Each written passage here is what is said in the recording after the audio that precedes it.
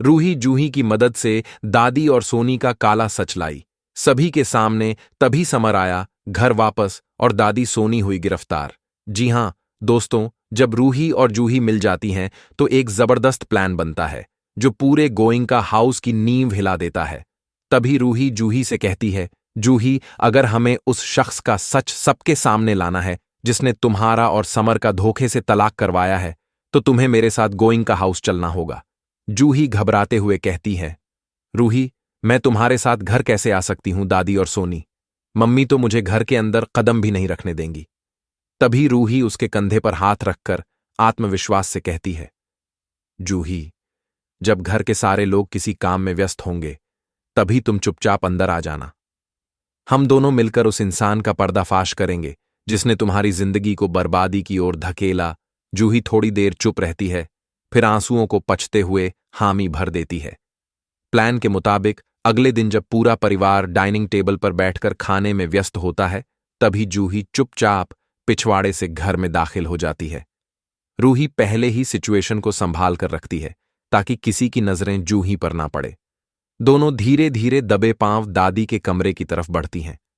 इसी दौरान रूही जूही से कहती है, मुझे पूरा यकीन है कि दादी और सोनी कुछ ना कुछ छिपा रही हैं।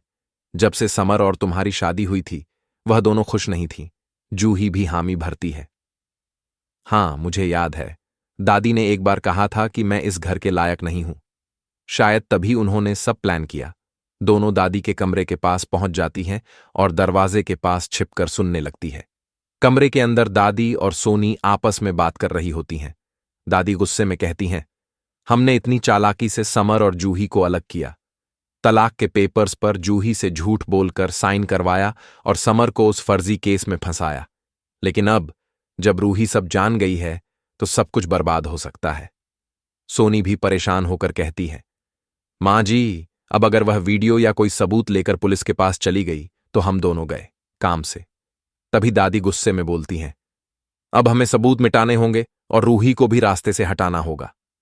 रूही और जूही ये सब बातें चुपचाप अपने मोबाइल में रिकॉर्ड कर लेती हैं। वीडियो रिकॉर्ड होते ही रूही और जूही बिना एक पल गवाए फौरन गोइंका हाउस से बाहर निकलती हैं और सीधे उसी पुलिस स्टेशन की ओर दौड़ती है जहां समर को झूठे केस में फंसाकर बंद करवाया गया था। रास्ते में जूही रोती है, रूही, अगर आज भी कुछ गड़बड़ हो गई तो मैं टूट जाऊंगी। रूही उसका हाथ थाम कर कहती है, जूही, अब कोई हमें नहीं रोक सकता। तुम्हारा और समर का रिश्ता तुम्हारा अधिकार है और आज वह तुम्हें मिलेगा।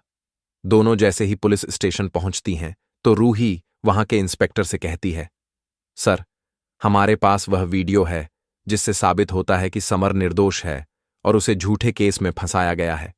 पुलिस पहले तो शक से देखती है, लेकिन जब रूही वीडियो चलाकर देती है तो पूरे कमरे में सन्नाटा छा जाता है। दादी और सोनी की साजिश एक एक परत उस वीडियो में खुलकर सामने आ जाती है। इंस्पेक्टर गुस्से से उठकर कहता है, हमने एक निर्दोष को सलाखों के पीछे भेज दिया और असली अपराधी आराम से घूमते रहे। अब वह बच नहीं सकते। तुरंत ही समर को जेल से रिहा कर दिया जाता है और वह जैसे ही बाहर आता है सामने जूही को देखकर खैर सा जाता है। दोनों की आंखें नम हो जाती हैं और समर कहता है, जूही, मुझे यकीन था कि तुम एक ना एक दिन मेरा सच सबके सामने लाओगी। जूही रोते हुए कहती है, मुझे माफ कर दो समर, मैं सब कुछ नहीं समझ पाई। समय पर रूही उन्हें देखकर मुस्कुराती है और कहती है, अब वक्त है मिलकर साजिश करने वालों को सबक सिखाने का। पुलिस के साथ तीनों गोइंका हाउस पहुंचते हैं। पूरा परिवार एकदम हैरान रह जाता है जब पुलिस सीधे दादी और सोनी की ओर बढ़ती है और इंस्पेक्टर गुस्से से कहता है, आप दोनों पर धोखाधड़ी, फर्जी दस्तावेज बनवाने और एक निर्दोष को फंसाने का आरोप है। दादी घबरा जाती है, नहीं नहीं, यह सब झूठ है। लेकिन तभी रूही कहती है, झूठ तब तक ही चलता है जब तक सच की आवाज दबाई जाती है। अब आपके हर झूठ का हिसाब होगा। पुलिस दोनों को हथकड़ी पहनाकर ले जाती है। तभी समर रोली को धक्के मारकर घर से बाहर निकाल देता है और समर जूही का रिश्ता फिर से मजबूत हो जाता है।